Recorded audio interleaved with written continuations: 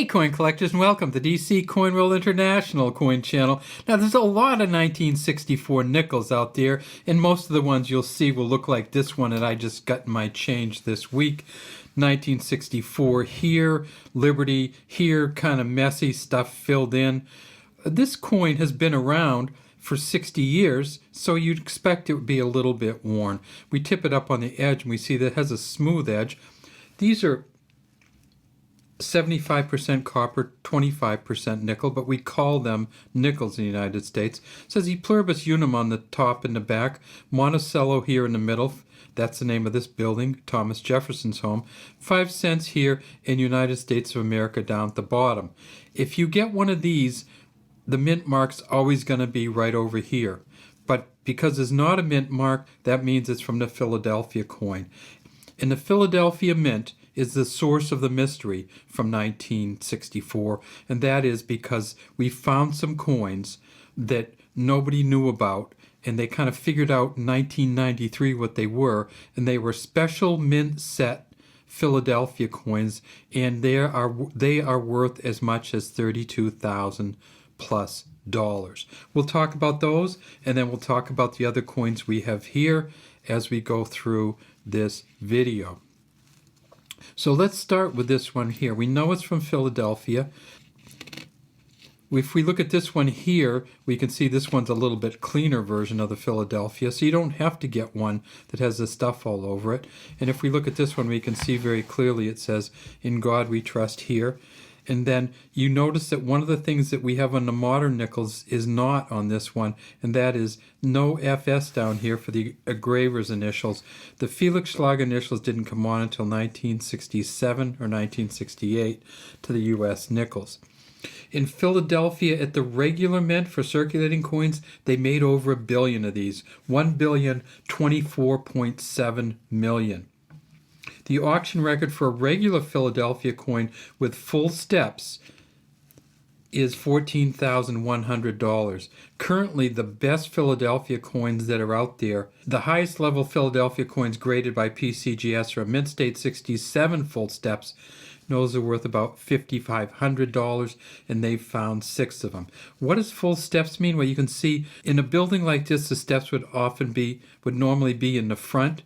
And this one, you can't see any steps at all. But if we look at the proof version of this coin, you can see that there are steps there. Unless we tip it up and down, you can see that there are great steps going across in here. In 1964, you're not going to see these steps very often. And if you do, you know you're going to have a really valuable coin. One of the other things to note on this one is that there's not much detail all through the middle. So even though we have full steps on this one, we don't have detail on the rest of the coin. So you'd also like to have that in order to get a higher grade. These coins were also made at the Denver Mint. Here's a Denver one right here. If you get them from the Denver Mint, there'll be a D over here. You can see it to the right of the building. To Denver Mint, they made 1.8 billion. So 3 billion between the two mints. The auction record for a Denver Mint coin is $3,840, but they've found one of these in what they call a proof-like version, which means it's a Denver coin, but it's this kind of shiny, and that one goes for $4,000. So let's get back to our coins. So then let's talk about that mystery coin. It turns out that they made some what they call special mint set coins in 1964, but nobody knew where they came from. And where they came from, it turns out, was probably the mint director's personal collection. Eva Adams was a U.S. Mint director in 1964, and sometimes they would try out coins for the future, and it turns out in 1965 they did have special mint set coins made. And a special mint set coin means they take extra care with it, they polish it up a lot, and then they put it in what's called an SMS or special mint sets. They did produce special mint set coins in 1965 for the U.S. Mint, so that's probably what happened. Was they were getting ready for the 65s. They did a run of 64s to see what they look like, and the mint director just kept some of them just for posterity. So if you do get a 1965, you'll see that right down here it'll say SS or for SS for special mint sets. It was sent from San Francisco, and if we open it up, you'll see inside there'll be a card that looks like this that talks about how this is the first issue of the special mint sets from 1965. And then if you go to this one, open it up even further, you'll see that there are a quarter, half, token, penny, dime, and there, of course, is the Jefferson nickel. This one's 1965. We think there may be something similar to this for 1964. Maybe even an envelope, maybe not, maybe in the cellophane, maybe not. But if you ever do see one of these from 1964, know that you are going to get a lot of money for it, an awful lot of money.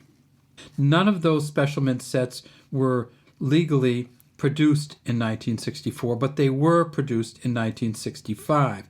So we know that there are some out there. We think they came from the mint director's personal collection, and we think that they were just attempts to see whether it worked and whether they could do it. In 1993, they finally figured out that these were special mint sets, but there's still probably lots of them out there. So if you do get a chance, look for the special mint sets. I said there were 3 different kinds made at Philadelphia. They were the regular version, there were the special mint set version, and then of course there was the proof coins. The proof coins from Philadelphia, again, will have the same kind of similar shine. They made 3.9 million of those, and the auction record is $2,750 for a proof coin. And a proof coin in 1964 will be a Philadelphia Mint, no mint mark coin.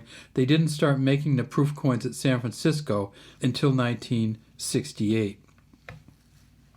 So if you're looking for a proof coin, right now PCGS says there's 8 proof 70 proof coins. They're not deep cameo, they're just regular ones, and they go for $600 each. There's no deep cameo proof coins available at a proof 70 from 1964. The highest grade for a deep cam from 1964 is 69.